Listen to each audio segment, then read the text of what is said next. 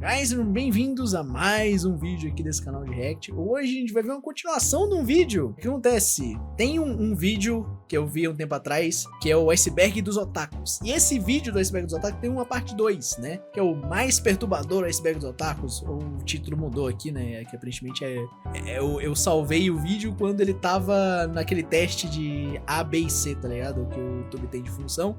Agora o título é O Perturbador Iceberg dos Otakus, volume 2. Bora ver mais um vídeo aqui do Danuki. Lembrando, o link do vídeo na descrição. Passa lá pra deixar um like e se inscrever no canal do cara, tá bom? Bora pro vídeo aqui, guys. Sai do vídeo. Sai agora. Não, eu quero ver, eu quero assistir, cara.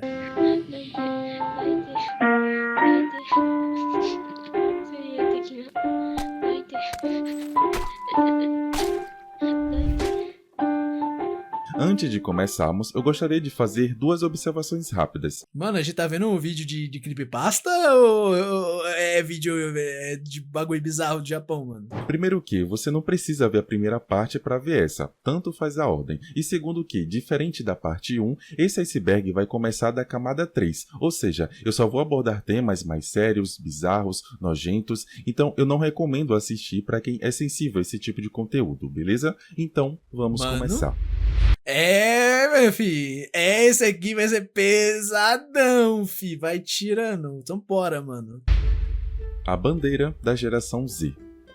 17 de agosto é uma data importante da Indonésia, é a véspera do dia da independência do país. Nesta data é costume decorar as casas e carros com a bandeira nacional, mas em 2025 outra bandeira foi hasteada. Devido ao descontentamento com as políticas governamentais e a corrupção, os jovens nativos aderiram à bandeira do Bando do Chapéu de Sensacional, mano. Palha, a marca dos protagonistas de One Piece, um símbolo de esperança, força e liberdade. Pô, pior que eu vi isso aí, mano. Eu não lembro qual país que era, velho. Ele falou ali, mas já fugiu da memória, mano. Eu vi isso daí, mano. Os caras era quebrando o prédio do governo, entrando, hasteando a bandeira do Chapéu de Palha, velho. Muito bom, cara. Esse ato de protesto inspirou os descontentes jovens de outros países a saírem de suas casas. Inclusive, todos esses protestos, fun fact pra vocês, foram organizados num servidor do Discord, mano. E lutarem por uma sociedade mais justa. Foi assim que surgiram as manifestações no Nepal, Filipinas e até nos nossos vizinhos, Paraguai e Peru. Desde então, a bandeira dos Mugiwara vem sendo personalizada com as cores e traços dos respectivos países e mostrando que a geração Z, vida de uma forte influência da cultura geek e das redes sociais, agora está saindo do casulo e confrontando os corruptos políticos que usam o povo para conquistar seus objetivos egoístas.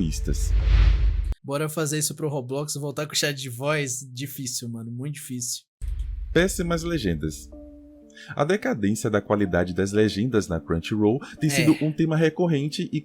Cara, pior que a Crunchyroll, ela tem usado IA pra fazer as legendas, mano. Assim, eu não vejo problema você usar IA pra traduzir o anime, tipo, de maneira bruta, tá ligado? Tipo, faz a legenda aí pra mim do anime. Só que o que tá acontecendo é que eles não estão revisando. Eles estão deixando a legenda do jeito que ela vem do ChatGPT, tá ligado? Paia, mano. Paia pra caraca, velho. Controverso entre os fãs de anime, especialmente nas temporadas de julho e outubro de 2025. Muitos espectadores relataram que as legendas apresentaram mudanças notáveis na tipografia, textura da fonte, tamanho e formatação, tornando a leitura mais difícil e menos agradável. Uma das causas mais especuladas era uma troca de software de legendagem, com rumores de que a Quê? Software de legendagem? Isso...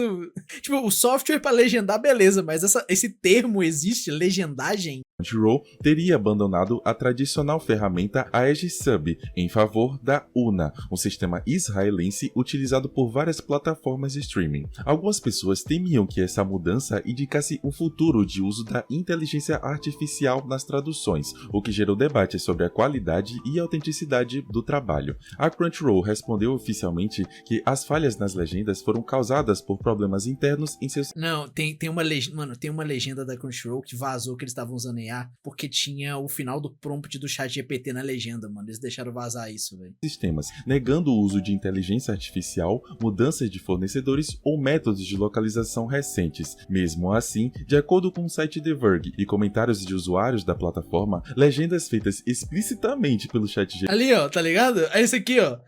ChatGPT disse, aí tá a legenda. Mano, eles deixaram vazar, pô. Eu sei que não deve ser todos os bagulho da Crunchyroll que usa, mas tem lugares e animes mais baratos que eles certeza usam ChatGPT, mano. Certeza que eles estão usando, mano. Tipo, não tem nem como, nem... Mesmo se não tivesse vazado, eu ia ter certeza que eles usam, mano. O Cloud é muito melhor pra traduzir, mano. Eu nem sei qual que é esse Cloud, velho. Tô vendo um monte de gente falando dele. Deu até vontade de testar pra saber, mano. GPT foram vistas na linguagem alemã em episódios do anime Necronomicon. Eu acho que, depois disso, não tem desculpa, né? Enfim, a plataforma afirma que corrigiu essas falhas e reafirma o compromisso com legendas de qualidade, reconhecendo a importância das legendas. Cara, o pior, mano, eu vou falar com vocês, velho. A Crunchyroll, ela tem praticamente um monopólio, mano. A Netflix, entre aspas, tava lutando com isso, né? Só que aí a Netflix faz uma parceria com a Crunchyroll. Aí, tipo assim, tem muito de anime da Crunchyroll que tá na Netflix, tá ligado? Porque tem países específicos que a Crunchyroll não consegue entrar, mas que a Netflix já tá lá tem tempo, tá ligado? Aí eles fizeram essa parceria, só que aí, tipo, os animes é distribuído nas duas plataformas. Só que tem anime que a Netflix, por exemplo, pega por conta própria. Um exemplo disso é Dandadan. Dandadan é só da... Quer dizer, só não, né? É da Crunchyroll e da Netflix, mas não por causa da parceria. A Netflix conseguiu a parte dela, a Netflix conseguiu a parte dela. Eu falei a mesma empresa duas vezes? Acho que eu falei. A Netflix tem a dela, a Crunchyroll tem a dela. Tanto que as dublagens, tem duas dublagens em português de Dandadan. A da Crunchyroll e a da Netflix. E notando, a da Netflix é melhor, tá? Pra quem quiser assistir Dandadan dublado, fica a recomendação, assiste pela Netflix. Porque a dublagem é 1000 vezes melhor. Para conectar os fãs às histórias. Apesar do comunicado, a reação dos fãs foi crítica, e muitos chegaram a cancelar assinaturas em protesto pela piora na experiência. A situação se soma mais ainda a um momento de mudanças na Crunchyroll, com demissões, reorganizações internas e planos para ampliar a estrutura técnica em vários países, uma tentativa de inovar e melhorar seus serviços. Blacked the Anime. Esse é o nome de um TikToker que, em 2023, começou a promover seu projeto intitulado Ohio the Anime, um anime autoclassificado como Brain Hot, uma obra absurda e bizarra. O episódio piloto, lançado em 29 de julho, foi muito divulgado por conter memes populares da época e pela participação controversa de figuras conhecidas da internet. No entanto, apesar da divulgação, o episódio teve pouca repercussão e logo caiu no esquecimento. No dia seguinte, Blacked the Anime publicou um vídeo de desculpas, dando a entender que o projeto havia acabado, ou pelo menos parecia. Contudo, em 8 de agosto, o criador surpreendeu a todos ao anunciar que teria apenas 100 dias de vida e planejava documentar suas últimas experiências, incluindo o controle financeiro de seu dinheiro restante. Inicialmente vago, só no dia 90 ele revelou estar muito doente e medicado. Ele começou a postar vídeos em hospitais mostrando sua pele pálida, até revelar sofrer uma grave doença no pâncreas. No último dia, seu TikTok viralizou com mais de 6 milhões de visualizações, mas, logo depois, sua conta parou de postar, levando fãs a acreditar que ele havia realmente falecido. Mas tinha algo que cheirava muito mal. Mano, tá muito estranho. Todo mundo que faz esse tipo de coisa eu não acredito, mano. Qualquer pessoa que fizer esse tipo de coisa eu não vou acreditar de primeiro. Nessa história. No seu aniversário, ele lançou o primeiro episódio de um novo anime, com o nome igual ao seu apelido. 5 dias antes da suposta morte, Blacked the Anime promoveu fortemente o seu servidor do Discord, que oferecia assinaturas pagas e até participação no anime. Isso seria uma armadilha financeira, porque alguém próximo da morte se preocuparia em tirar tanto dinheiro dos fãs com um projeto inacabável. O youtuber DJ Cook desvendou a farsa em um vídeo detalhado. Ele mostrou que Blacked the Anime reutilizava os mesmos vídeos hospitalares em vários dias, sendo que as mesmas cenas apareceram em dias diferentes. Os fãs também o denunciaram nos comentários por repetir esse tipo de truque todos os anos, simulando mortes e apagando vídeos antes de recomeçar o ciclo. A única diferença em 2023 foi que dessa vez ele viralizou. A farsa exposta não foi apenas uma tentativa de ganhar simpatia, mas uma manobra para aplicar golpes financeiros e divulgar um anime desprezado e ofensivo. Aí, mano, sem brincadeira, velho. Tipo, eu só acredito se eu ver um laudo, mano. Tipo se eu poder botar a mão num documento sério de verdade. Tá? É bizarro, mano, bizarro. The Dog and the Boy. Antes mesmo de Twins na rima, discussões sobre animes feitos com inteligência artificial já estavam se tornando recorrentes na indústria dos animes. No início de 2023, a Netflix lançou The Dog and the Boy, um curta-metragem de ficção científica com cerca de 3 minutos de duração. A história acompanha um menino que encontra um cão-robô na floresta, e os dois constroem um laço profundo, compartilhando momentos de brincadeiras e pesca. Conforme o menino cresce e a guerra estoura, ele é obrigado a deixar a cidade, abandonando seu amigo canino, que espera por seu retorno por décadas até reencontrá-lo já idoso, em um final emocionante de reencontro. No entanto, o maior impacto após o lançamento não foi a trama tocante, mas um anúncio feito pela conta oficial da Netflix no Japão. A empresa revelou que, devido à escassez de mão de obra na indústria do anime, eles usaram tecnologia de geração de imagens é verdade, eu lembro dessa história. Os background é gerado por IA, mano. Tipo, toda a animação do anime é feita à mão ou com CGI, mas as imagens do background foi feita com IA. Então, por exemplo, essas imagens que vocês estão vendo aqui de fundo é tudo IA, mano. Inteligência artificial para criar os cenários de todas as cenas do curta. A decisão gerou uma onda massiva de críticas por parte da comunidade artística e fãs de anime, que acusaram a Netflix de usar a IA como forma de reduzir custos e substituir artistas humanos. A polêmica envolveu questões éticas sobre direitos autorais e o futuro do trabalho. Os curta-metragens já tão antigo assim. É bem do comecinho da IA, mano. Esse curta é de bem no começo da IA generativa, mano. Eu lembro quando isso saiu. Cara, velho, eu vou falar um negócio pra vocês, mano. Tipo assim, dando o contexto dessa época, mano, tipo, era uma época que tipo, a indústria dos animes, ela está, neste momento, em crise. Mas nessa época ela tava um pouco mais, tá ligado? Tipo, a crise deu uma diminuída, porque saiu uns animes meio bons aí esse tempo, né? Aí deu uma melhorada na crise, mas, tipo, ela ainda tá em crise. O que tá acontecendo? Não tá tendo gente pra animar, tá ligado? Os animes estão muito exigentes e não tá tendo animador o suficiente. Tanto que tem estúdio que tá fazendo anime mais barato. O que é anime mais barato? É anime que tem pouco frame de animação. O anime é praticamente um slideshow, tá ligado? É um slideshow glorificado pra fazer uns anime com super mega baixo custo, tá ligado? Eu vi recentemente um isekai que foi feito desse jeito pra entender, né? Então, tipo assim, o anime, ele tinha, cada episódio tinha duração entre 12 a 15 minutos, ao contrário dos 25 que normalmente os animes têm. Não tinha música de abertura, não tinha música de encerramento, mas tinha de abertura. A animação parecia a animação de... Eu vou falar de clipe de música geek, mas no sentido de que ela é feita, a animação era produzida no After Effects. Não quer dizer que tinha o mesmo nível de animação, porque a animação de música geek às vezes é muito boa, tá ligado? Bota um esforço muito grande ali. Mas era uma animação feita no After Effects, então, tipo, era mais motion tracking, era puppet. Pra quem manja de edição de vídeo sabe do que eu tô falando.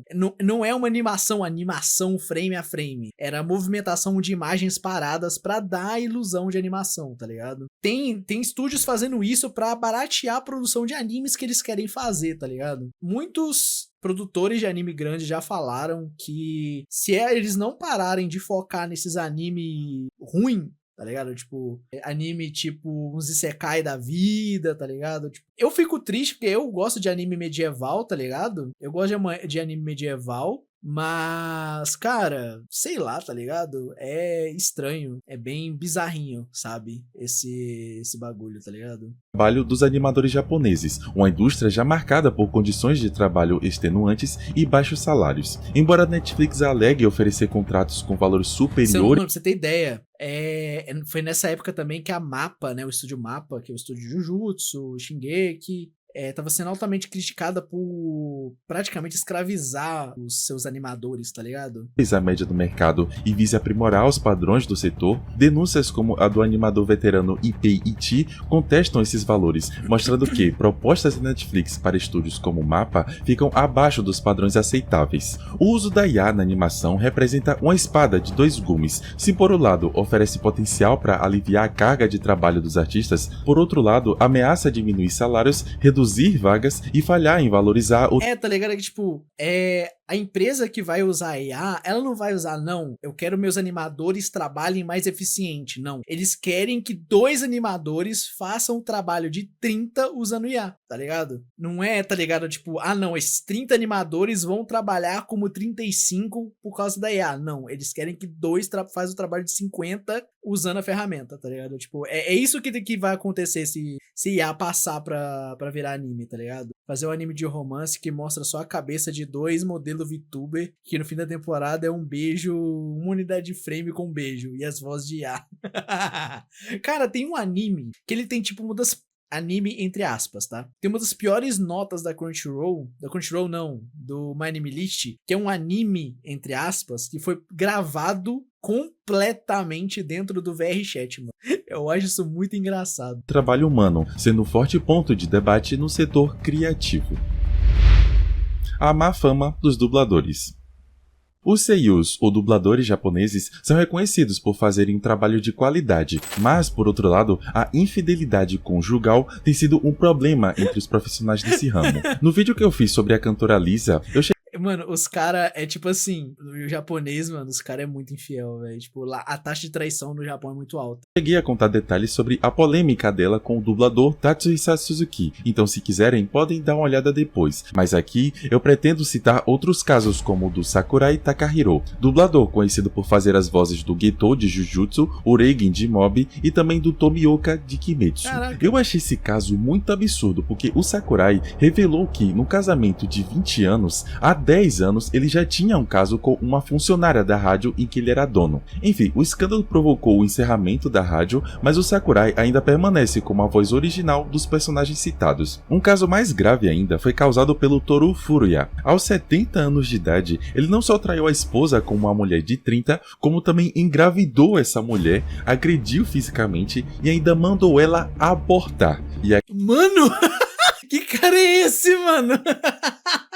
Meu! Acredite se quiser, não aconteceu absolutamente nada com esse cara. Ele só precisou fazer um pedido de desculpas publicamente e avisou que renunciou seu papel como o Sabo de One Piece, pois considera que causou grandes danos ao personagem. Pra ninguém dizer que eu esqueci um caso ou outro, eu posso citar também o caso do Daisuke Namikawa, dublador do Hisoka e do Oikawa. Mesmo que casado desde 2001, em 2004 ele começou um relacionamento com uma adolescente na época. E mais um caso que não dei em nada foi com o dublador do Bakugou. Esse aí foi pego por um paparazzi quando estava levando uma mulher anônima para um motel. Se lembrarem de mais casos, me digam aí nos comentários. Mano! Caraca, mano, os dubladores masculinos tudo pega as novinhas, mano. Será que eles usam, tipo, eu sou a voz de fulano, você não quer ir comigo ali no barzinho? Será que eles fazem isso, tá ligado? Ah, véi, parece coisa de que youtuber infantil faria, pô, pior, né? Ok, na camada 4 vamos continuar com os assuntos polêmicos, porém alguns são mais graves e outros envolvem também a prática de crimes. Nobuhiro Watsuki. A mente por trás do famoso mangá. Ai, não, o Samurai X não. Ai, véi, pra quem não manja dessa daí, guys, ele vai falar. Mas é paia, mano, é paia. E teve uma polêmica recente sobre mangá esses tempos por causa dele. Eu vou deixar ele falar, quando ele acabar de falar, se eu lembrar eu falo. Mano. Samurai X viu sua carreira e reputação abaladas em 2017, quando foi preso por posse de conteúdo infantil impróprio. A notícia caiu como uma bomba no mundo dos animes e mangás, chocando fãs e mercados ao redor do mundo. Tudo começou quando as autoridades japonesas encontraram imagens ilegais relacionadas ao conteúdo infantil no computador do autor. O impacto do escândalo ultrapassou as questões legais. Para começar, Watsuki estava para lançar um outro mangá de Samurai X naquela época, mas óbvio, o mangá foi interrompido temporariamente. Após seu julgamento, Nobuhiro foi multado em torno de 200 mil ienes, cumpriu pena condicional e enfrentou repercussões na indústria e fora dela. Para você ter ideia, durante o depoimento, o próprio Watsuki admitiu que se sentia atraído por garotas entre 11 e 14 anos. No Japão, Meu Deus. Mano, mano, aqui, eu já comentei isso aqui em live, mas eu vou lembrar vocês. Guys, conteúdo esse conteúdo que esse cara tinha no computador foi proibido no Japão em 2010, tá? Eu queria lembrar que até 2010 você podia ter um HD lotado desse tipo de coisa que você tava de boas. E o que aconteceu? Eu falei que teve uma treta relacionada a mangá recentemente, né? Teve recentemente um movimento lá no Japão de mangakás tirando seus mangás de sites e serviços de hostear mangá, né? Você pode ler online, basicamente. Que tinham o mangá do Samurai X. Eles falaram, mano, tira o mangá do Caba, velho. Tira o mangá do cara, ele é criminoso. Para com essa merda. Aí eles, aí a empresa falou, não, deixa aí, que não sei o quê. Aí os próprios autores foram lá e falou, não, já que você vai deixar o do cara, o meu não fica. E começaram a tirar os mangás deles, tá ligado? O autor de One Punch Man, né? O Oni tirou One Punch Man, Mob Psycho. Acho que a autora de Diário da Apotecário tirou também.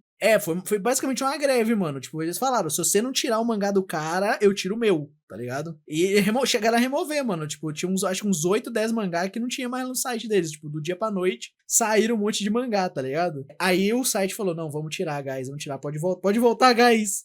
Pode voltar, volta com seus mangá pra cá, por favor. A gente precisa do seu dinheiro. Aí eles voltaram, mano, mas demorou, mas tiraram, velho. Essa foi a polêmica recente. E envolvendo essa polêmica, o autor de Mushoku Tensei, ele comentou no Twitter que... ele falou assim... eu não vou saber exatamente o que ele falou. Palavra por palavra. Mas ele falou, mano, vocês estão me cobrando aí de falar desse bagulho, mano. Meu Twitter é pra eu aproveitar a minha vida. Não vou comentar dessa merda. Não mais no sentido de, cara, ele separa a vida profissional da vida pessoal e o Twitter dele é a vida pessoal, tá ligado? Então muita gente ficou acusando ele de passar pano. Aí ele teve que se retratar, falou, guys, olha o site, eu tirei o meu mangá. Do que vocês estão falando? É igual eu falei, eu só não quero falar coisa desse jeito, mano. Mas é claro que eu repudio o cara, mano. Eu só tô falando que o meu Twitter não é pra falar essas coisas, tá ligado? Então, ele tirou o mangá dele, ele tirou um dos mangakás que tirou o mangá do site lá, foi o dele. Mas, a galera tava acusando, tinha que ser, né, o autor do Mushoku Tensei, aquele mangá de esquisito, tá ligado? Ele tava desse jeito, tá ligado? A galera tava falando bizarramente dele, sabe? A posse desse tipo de conteúdo pode chegar até 1 ano de prisão e multa, ou seja, não demorou nada para que ele fosse liberado. E pouco tempo depois, ele voltou a trabalhar no mangá, o que fomentou controvérsias entre os fãs e os críticos sobre o perdão e até gerou debate sobre separar a arte do artista. Ele tá até hoje ganhando dinheiro. Mano, esse cara, como é um mangá muito velho e um anime, né, muito conhecido, ele acaba, e como ele tá vivo ainda, né, a vida dele não mudou nada, mano. Ele não foi preso, ele pagou a fiança pra sair, e ele tá de boas de novo, mano. Ele tá de boas de novo, tá ligado? Não ficou, quase nada, tá ligado? Não foi punido pelas coisas que ele fez, tá ligado? Eu posso complementar esse tópico falando de um caso bem parecido que aconteceu com o Kenya Suzuki, o autor do mangá Oshiete Gaoko-chan. Ele também foi pego por possuir conteúdo de menores, mas nesse caso ele foi parado por autoridades japonesas em apoio às autoridades alemãs, que o detectaram quando ele tentou importar 6 conteúdos em mídia física. Logo, mano, a casa de Suzuki foi averiguada e a polícia encontrou mais de 46 mídias de conteúdo ilegal infantil. Mano. Kátia Alencar. Ela é uma influenciadora digital e pedagoga focada em educação infantil cristã, conhecida... Eu já vi o caso dessa mulher. Eu ia fazer um vídeo dessa mulher uma vez, mano. Eu tinha até salvo principalmente por seu conteúdo nas redes sociais, onde ministra conselhos sobre criação e educação dos filhos. Contudo, sua notoriedade tem crescido por conta das inúmeras críticas que faz ao universo dos animes, jogos eletrônicos e outras formas de entretenimento popular, que ela constantemente classifica como nocivos e do diabo. Esse termo não podia faltar, né? Kátia associa animes e jogos a diferentes conceitos negativos, como ocultismo, violência, sexualização precoce e problemas comportamentais. Ela é a Gambaru das mães, guys. Só pra falar. Mano, essa mulher, ela chegou a falar de anime que não tem nada, tá ligado? Sei lá, é um anime que fala de um casal, tá ligado? Um romance slice of life que, não tem nada de anormal no anime, tá ligado? Mas ela consegue criticar esses animes, tá ligado? É bizarro essa mulher. Chegando a afirmar que consumi-los pode causar agressão. Eu vou falar a verdade com vocês.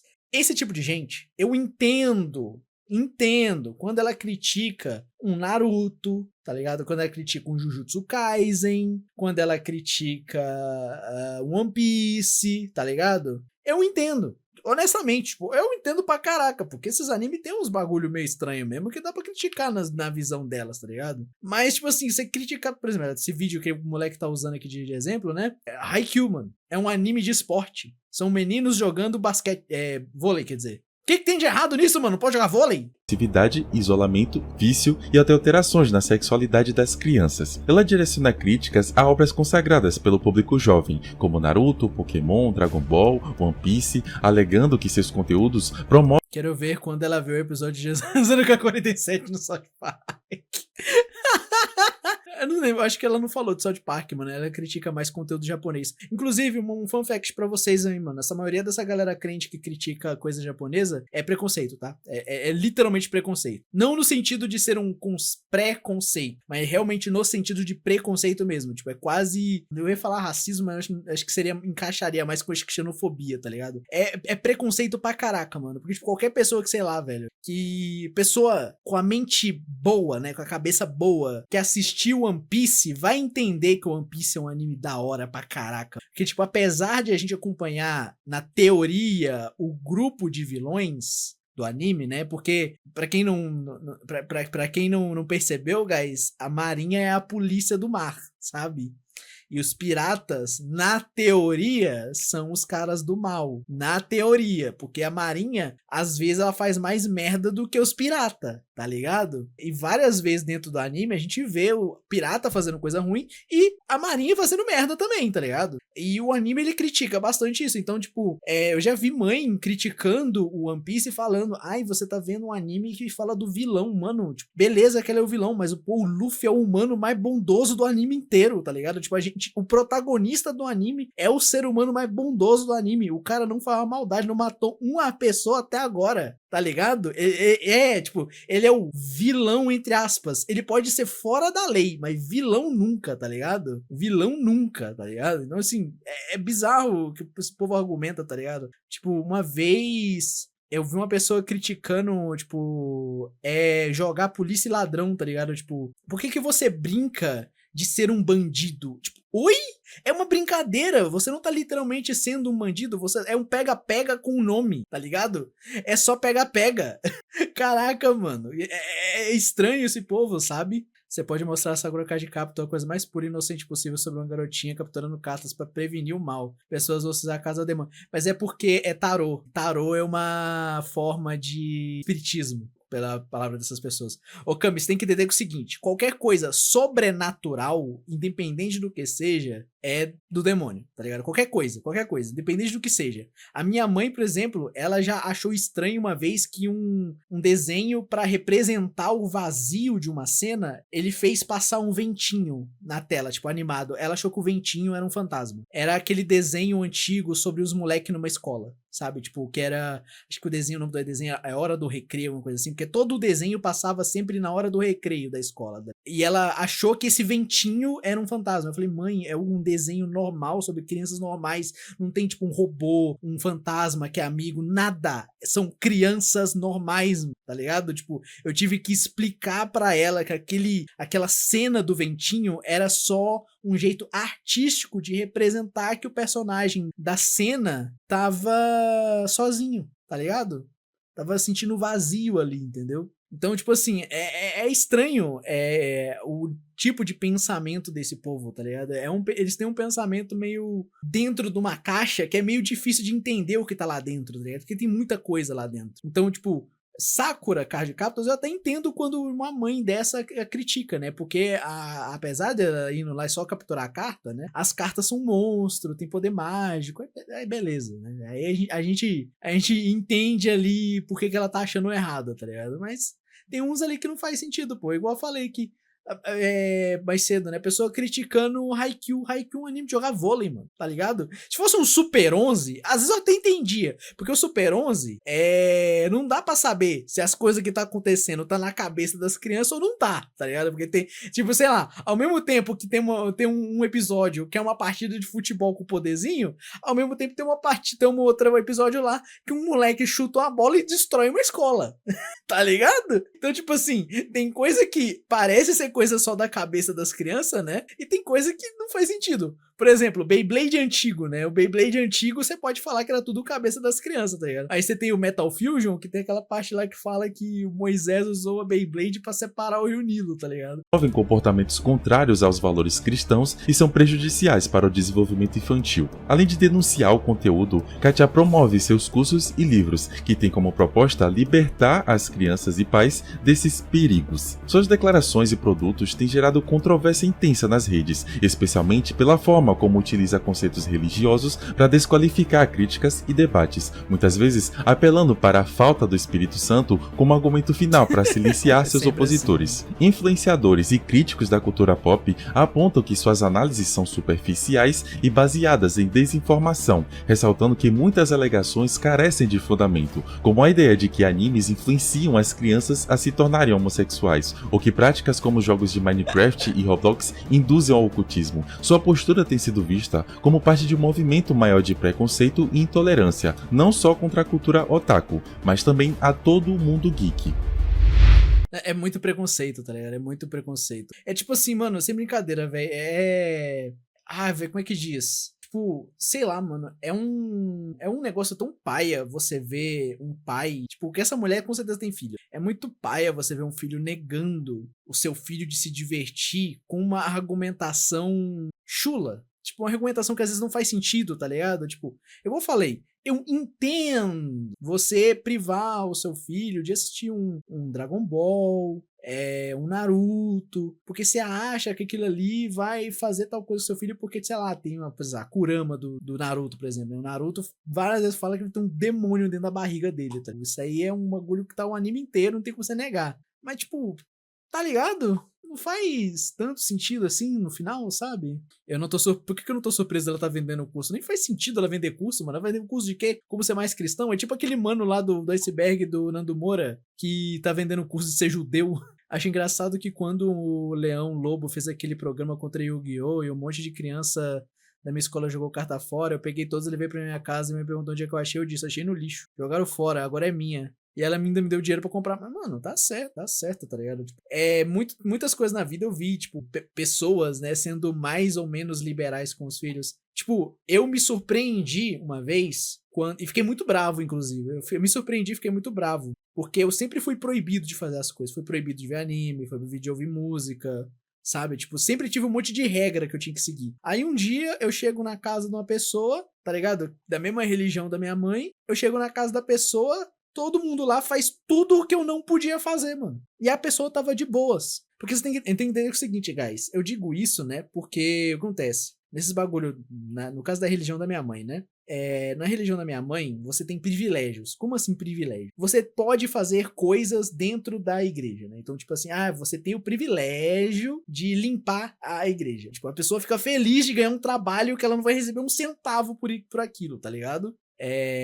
Aí o que acontece? Se você faz algo de errado, você perde o privilégio, tá ligado? Então, por exemplo, vou dar um exemplo, né? Minha mãe tinha o privilégio de limpar a igreja. Aí ela era toda feliz, 2 vezes na semana e limpava a igreja. Aí eu, sei lá, assisti Naruto. Descobriram que eu assisti Naruto. Aí minha mãe perdia o privilégio de limpar a igreja. Tipo, essas pessoas estavam tendo privilégios, estavam assistindo anime, jogando o jogo, e eu, que queria fazer a mesma coisa, não tava fazendo, e quando eu fazia, porque eu não resistia que eu queria muito fazer, eu era punido, tá ligado? Isso que não entrou na minha cabeça. Por que eu era punido? É marcação? É preconceito? Tá ligado? Sempre fui criticado. Aí quando eu descubro que uma pessoa da minha cidade tá escutando K-pop, tranquilamente, eu que cresci a minha vida inteira tendo que escutar em segredo música de anime, tá ligado?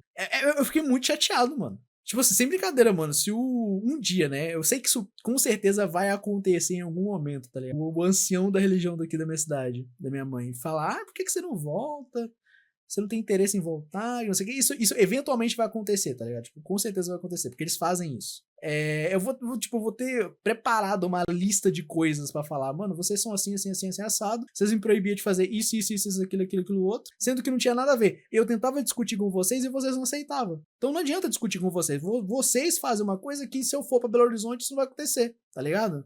Vocês falam que aqui tem umas regras, vocês falam que a religião tem umas regras que não existe. Essas regras existem dentro das suas cabeças baseado no completo preconceito de vocês com coisa que eu gosto. Então, vocês tiravam o privilégio meu e da minha mãe por coisa que eu fazia que não era errado.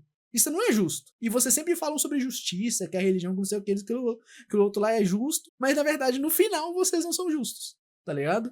Proibido de ouvir K-pop? Não era proibido, né? Porque se fosse eu que gostasse de K-pop quando eu tinha a idade da menina, né? Tinha lá meus 13, 14 anos, eu ia ser esculachado. Como você tá escutando essas músicas em coreano? Você entende o que esses invocadores de demônio estão falando? Tipo, é esse tipo de coisa que eu ouvia, tá ligado? Sabe? É esse tipo de coisa, sabe? Que eu ouvia quando eu era pequeno. Ah, mas você entende o que eles estão falando? Olha, esse pedaço da letra aqui fala um negócio. Mas você fala, não, é porque essa palavra aqui pode ser traduzida pra essa e essa palavra. Aí, essa tradução que você pegou a pior tradução possível pro contexto que você tá querendo falar pra mim, tá ligado? Sabe? É esse tipo de coisa, tipo, eu tinha que discutir com as pessoas sobre as coisas que eu consumia. Porque é aquilo, né, os anciãos, né, os caras que mandam, eles ficam investigando a sua vida inteira, tá ligado? Eles ficam invadindo a sua privacidade até o final dela. Aí se eles acham algo que eles acham pode te prejudicar, tá ligado? Que é basicamente um motivo de te tirar os privilégios seus,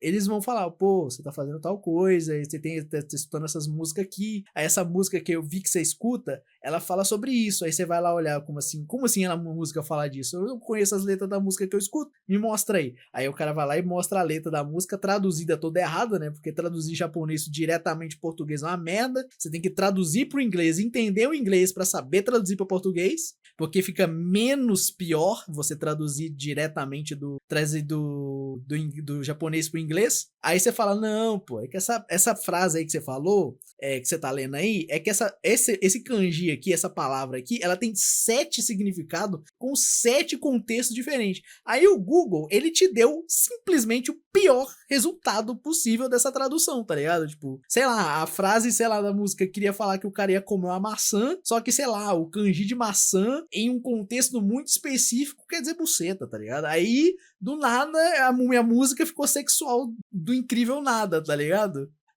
Entendeu? É esse tipo de coisa que eu tô falando de que eu tinha que fazer, tá ligado? Aí eu descubro, tipo, muito tempo depois, né? Tipo, na minha época adulta, né? Meio da pandemia, eu descubro que uma menina daqui da minha cidade, que é da religião, tá escutando K-pop e não tem ninguém falando nada. Todos os parentes dela cheios de privilégio. Eu falei, é possível. Aí você escuta K-pop mesmo? Ela, escuta, eu gosto do BTS, é muito bom. Tem aquele outro grupo lá que eu gosto também, que é bom. Aham, vai contando mais. Aí eu fui atrás de olhar as letras das músicas do BTS, né? Tem umas letras de música do BTS que é bem sexualzinha, sabe? Tipo, dá aquela cutucada no sexual ali, mas não é 100% sexual, tá ligado? Que coisa que se eu escutasse, nossa, eu tava morto, velho. Se eu fosse batizado, eu era exonerado, eu era expurgado da igreja, tá ligado? Sabe? É bizarro, mano. Por isso que eu não curto a religião, mas creio em Deus, pô, gosto. Ainda bem, mano. Tem que ser o K-pop cristão, daí eles veem problema. E sim, isso existe. Descobri que o grupo de K-pop cristão de Manaus. Pô, mas esses grupos de K-pop cristão é só pra tentativa de não acontecer isso que eu tô te falando, Okami. Happy Science. Continuando com essa vibe religiosa, a Happy Science foi fundada no Japão por Ryuho Okawa e rapidamente se tornou a maior seita em atividade no país. Originada como um grupo de estudos espirituais, é os caras do Monte Fuji? Não é os caras do Monte Fuji, não, né? A organização cresceu arrecadando milhões de seguidores e ganhando destaque pela mistura peculiar de espiritualidade, política e mídias diversas, incluindo também a produção de animes, mas não qualquer tipo de animação. Okawa afirma-se a encarnação de grandes figuras religiosas e históricas. Suas doutrinas combinam elementos de várias religiões tradicionais com teorias conspiratórias e revisões históricas controversas, muitas vezes apresentando visões fascistas e a demonização. Visões o quê? De países como a China e a Coreia do Norte. Ah, mas aí é japonês sendo japonês, não tem como. A Rap Science usa os animes como ferramenta para disseminar esses ensinamentos. Filmes como As Leis do Sol, As Leis da Eternidade e As Leis Místicas misturam mitologias antigas, profecias e mensagens religiosas num roteiro desconexo e recheado de simbolismos esquisitos. Mano, que bizarro, velho. Que anime estranho. A seita também já causou controvérsias na política japonesa, tentou influenciar eleições e foi criticada por práticas autoritárias, explorando seguidores e censurando obras fictícias, como por exemplo o mangá de Mariko Kikuchi, que teve capítulos removidos após pressão da seita. Caraca, tá ligado? Bizarro. Drama Queen. Inclusive, uma coisa, mano, falar um negócio com vocês aqui, já que falou de política, eu que lembrei do negócio que eu quero falar. Tem nada a ver com o vídeo. Eu tava vendo um vídeo do Baka recentemente, né? E ele comentou bastante sobre como é que tá o lado político japonês, né? E eu não sabia disso. Eu sabia que tava desse jeito, mas não no nível do que o vídeo do Baka falou. Pra quem não sabe, atualmente no Japão, o Japão tá de direita. Tá? O Japão, ele tá de direita. Só que tá surgindo um movimento no Japão que é a direita da direita. Tipo, se você comparar esse partido novo do Japão com o partido que tá no governo atualmente, ele é tipo assim, o partido que tá em governo atualmente vira centrista. De tão pra direita que é o partido novo que tá sendo no Japão. Tipo, sem brincadeira, esse partido, ele é tão bizarro de pra direita que ele flerta com fascismo, mano, tipo, no nível do bigodismo, tá ligado? Bizarro como que tá a política japonesa, mano. E se eu não me engano, esse ano é eleição de presidente lá, tá ligado? Vai ser uma loucura esse ano lá, mano. Putz grila, tá ligado? Tipo, é o tipo de governo que elegeu o Trump, né, esse partido novo, né, é um partido mais internauta, que mexe muito com a internet, hypa muito com vídeo, e ele é muito conservador, tipo, é esse partido que tá proliferando o atual crescimento no preconceito dos japoneses com pessoas de fora. Tá ligado? Tipo, por exemplo, o movimento desse ano que teve de abrir as portas do Japão pra voltar a economia ao normal foi altamente criticado por esse partido, tá ligado? É bizarro, mano. No final de 2020, os malucos foram tanto pra direita que deu a volta no tempo e seguiu pra direita até 1945.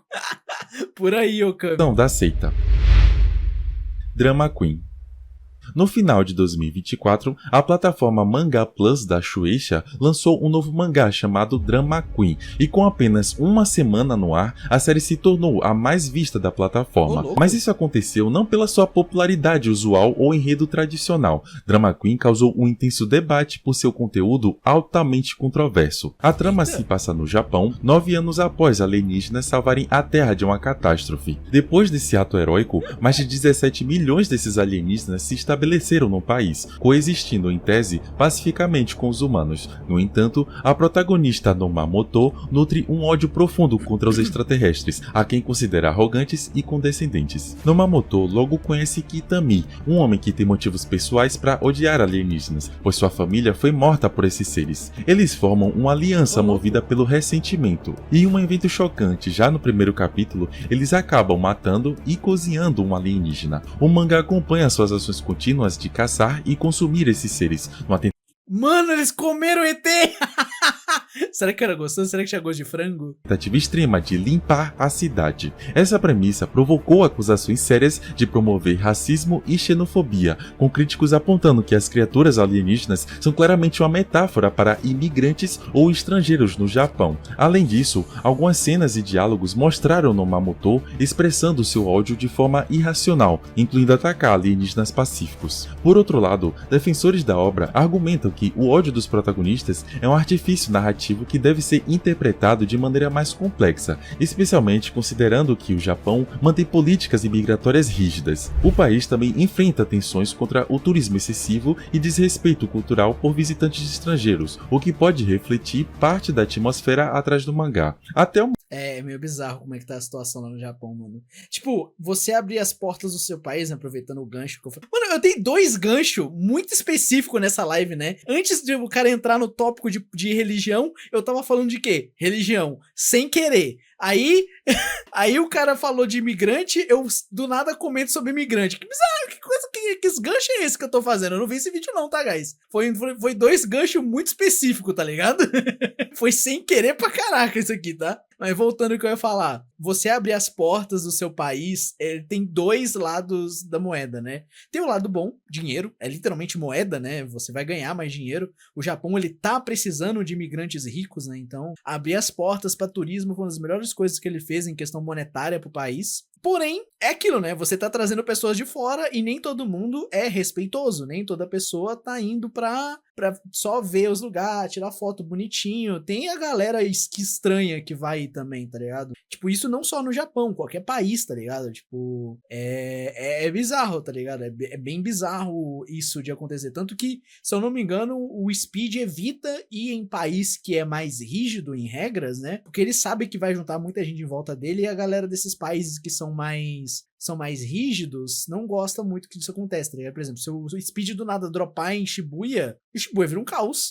Vão chamar a polícia pro Speed, tá ligado? Então, assim, é bizarro. É bem bizarro mesmo a situação que tá atualmente no Japão. Inclusive, esse que eu comentei, né? Eu comentei do Partido Novo lá do Japão, né?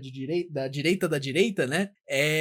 Esse partido, ele não gosta nada de imigrante, não. Nada. Eles estão querendo muito fechar as portas. Toda a narrativa do partido é tipo o Trump lá nos Estados Unidos, né? Eles estão quase fazendo uma polícia pra tirar os imigrantes. No momento, o autor não se pronunciou oficialmente sobre as críticas, e a obra permanece no... E lembrei outra coisa que eu queria falar também. Vocês já repararam que tem muito anime sobre ET, né? A maioria dos animes que falam sobre ETs, não todos, tá? Não tô incluindo todos, né? Porque se eu falar todos, inclui esse anime aqui. Todos os animes que falam sobre ETs, na maioria das vezes, estão falando de gente de fora mesmo, né? Imigrante. Mas, de grande maioria, imigrante dos Estados Unidos, tá? Muito japonês acha os Estados Unidos aliens parasitas. Tá? Essa é uma maneira artística de representar os Estados Unidos. Centro de debates intensos. É na quinta e última camada que vamos abordar os crimes mais brutais. Agora é o abismo, mano. Agora é os negócios bizarros, guys. Prepara o estômago, mano. E os casos mais trágicos. Roro-chan. Na madrugada do dia 24 de novembro de 2013, uma jovem japonesa de apenas 14 anos, conhecida na internet pelo nickname Roro-chan, tirou a própria vida ao vivo durante uma live. Ela simplesmente pulou do 13º andar de um prédio em Omi-Hachiman, na província de Shiga. Essa situação chocou a internet e envolveu uma série de questões sobre saúde mental, exposição nas redes e o poder das influências virtuais. Roro-chan parecia levar uma vida dupla. Enquanto em sua vida cotidiana ela mantinha uma aparência social relativamente normal, em suas lives ela expressava angústias profundas e sofrimentos emocionais. O que muitos não sabiam é que ela lutava contra problemas psicológicos ainda não esclarecidos. Ela parecia ter um desejo de chamar a atenção dos outros e fazer algo que a tornasse uma lenda. No perfil do Twitter, Roro-chan usava a foto da personagem Minky Momo. Pela aparência, pode parecer só uma garota fofa de um anime qualquer, mas na verdade, esse anime causou um alvoroço nos anos 80, pois a Momo não sobrevive no final da história. Ela repentinamente foi atropelada por um caminhão de brinquedos, o que causou um susto na audiência e até fez criar certas superstições no Japão. Perceba que tudo isso é um conjunto de sinais que os seguidores percebiam, mas os pais não. Apesar de pertencer a uma família de classe média alta... Caraca, mano, que bizarro, velho. Roro-chan tinha pouca presença familiar e estava cercada de más influências, especialmente entre os espectadores, que ao invés de ajudar, a incentivaram a cometer tal ato. No dia anterior à tragédia, seus relatos e vídeos mostravam a garota aparentemente feliz, mas na madrugada seguinte, pouco antes do ocorrido, ela publicou uma espécie de testamento emocional, revelando seus sentimentos mais sombrios. O vídeo do ato contra a própria vida se espalhou rapidamente pela internet, criando um clima de choque e tristeza. O caso da Roro-chan é também importante para refletir sobre os perigos da internet como ambiente para jovens vulneráveis, as consequências do cyberbullying e os impactos das mensagens de incentivo a esse tipo de ato. Desde então, sua história influenciou o debate sobre a prevenção de cuidados psicológicos, além de inspirar músicas e vídeos que tentam alertar a sociedade sobre essas tragédias. Guys, lembrando, CVV, no Centro de Valorização da Vida, acho que é 144, se não me engano o número. Se você veio isso aqui, sentiu alguma coisa, liga pra lá, mano. Ou procure seu psicólogo, ou seus pais. Daisaku Chiba. Agora Era 188? Acho que foi com 4, não? Agora você me deixou em dúvida. Deixa eu pesquisar. É 188, eu falei errado. Valeu, Dani Denos. O que é 144? Aí vai lá, 144 é o açougue do Brasil, tá ligado? Não tem nada a ver, tá ligado? vamos voltar para o ano de 2007. Daisaku Chiba, um jovem de 20 anos e estudante do curso de mangá da Universidade Kyoto Seika, considerada a referência nacional em ensino de mangá e anime, foi brutalmente em uma rua isolada de Kyoto. Nascido em Sendai, Daisaku era um artista talentoso, dedicado ao sonho comum entre os aspirantes a mangakas. Seus professores e colegas destacavam sua gentileza, paixão e sorriso constante que iluminava seus dias. Após as aulas, por volta de 7h45 da noite, no frio inverno japonês, Daisaku seguia de bicicleta rumo ao apartamento de um amigo, trajeto habitual que costumava fazer sozinho por calçadas rodeadas por plantações e poucas casas isoladas. Àquela hora, a rua estava deserta, poucas pessoas, Cara, apenas alguns. Tipo, crime assim, eu vou tentar chutar o que aconteceu. Eu acho que tem a ver com mulher, mas não é a mulher que matou ele. Eu acho que ele tava namorando alguém que tava namorando antes outra pessoa, o ex ficou com ciúmes e matou ele, tá? Teoria minha. Os estudantes e acordados noturnos, o que deixava o ambiente ainda mais silencioso e melancólico. Testemunhas relataram que um homem de aproximadamente 20 e 30 anos aproximou-se de 44 é atendimento da TIM, mano. 188, nós vamos ajudar você. 144, a gente vai ajudar você, mas só pela metade. Daisaku enquanto ele pedalava. A vítima ouviu insultos repetitivos como idiota e estúpido, proferidos enquanto o agressor oscilava os braços, aparentemente descontrolado. Sem nenhuma chance de reação, Daisaku foi atacado sem aviso prévio por esse estranho, que sacou uma pequena faca e desferiu mais de uma dúzia de golpes, atingindo o peito, o abdômen e diversas outras partes do corpo. A luta resultou numa queda para um campo à beira da calçada, onde Daisuke tentou, em vão, se defender. Pouco depois, outro ciclista passou pelo local, viu Daisaku caído no chão e seu agressor no meio da rua. Porém, assustado, fugiu, mas logo retornou para socorrer a vítima. Daisaku ainda fez um último pedido, para que chamassem uma ambulância, mas sucumbiu aos ferimentos graves e faleceu no hospital. Desde o crime, as autoridades japonesas intensificaram as investigações, que apesar de inúmeros esforços, não conseguiram identificar ou capturar o assassino. Que tanto de marcação de prova, tá feio, olha isso aqui. Deve ser tudo gota de sangue, mano. Apesar de inúmeros esforços, não conseguiram identificar ou capturar o assassino. 2 traços físicos marcantes ajudaram a composição do perfil. Marcas de pegada deixadas no terreno próximo à cena do crime, identificadas como sapatos de caminhada escuros, e a presença de uma bicicleta incomum, um modelo tipicamente usado por mães para transportar crianças. Esses detalhes levaram a polícia a crer que o criminoso conhecia muito bem a região, já que conseguiu fugir sem ser percebido por possíveis testemunhas. A família de Daisaku, especialmente sua mãe, não acharam o cara, não é possível. Junko, foi profundamente abalada. Ela enfrentou anos de sofrimento decorrentes da perda e da ausência de justiça. A universidade e seus colegas também sentiram a tragédia e se mobilizaram para não deixar o nome de Daisaku cair no esquecimento. Em um gesto um tanto simbólico quanto prático, professores e estudantes da Universidade Kyoto Seika criaram um mangá especial em homenagem a Daisaku, narrando sua história, sua vida de estudante e os eventos daquela fatídica noite. O objetivo era aumentar a conscientização pública e incentivar qualquer pessoa com informações sobre o caso a denunciá-las. Mais de 1.350 informações foram recebidas pelas autoridades ao longo dos anos, numa demonstração da mobilização social em busca de respostas. Em 2022, a Agência Nacional de Polícia chegou a oferecer uma recompensa de até 3 milhões de ienes para pistas que levassem à captura do assassino. A polícia também distribuiu folhetos em locais estratégicos, como a estação Kokusai Kaikan, contendo o retrato falado do suspeito para tentar reavivar o interesse e recolher denúncias. Porém, o caso permanece como um dos assassinatos não resolvidos mais inquietantes do Japão. Tá, esse aqui eu preciso esperar um pouco antes de Como assim, cara? Não acharam o maluco, velho? contar, porque, cara, é sério, se você for sensível, sai do vídeo. Sai agora. Ó, aceita o aviso do cara. Se você é sensível, sai! Vai embora! Tsutomu Miyazaki era um aluno brilhante na infância e um grande fã de mangás e animes, porém seu comportamento mudou drasticamente ao longo dos anos. Entre agosto de 88 e junho de 89, Miyazaki sequestrou, violentou e desviveu 4 meninas com idades entre 4 e 7 anos. Essas atrocidades aconteceram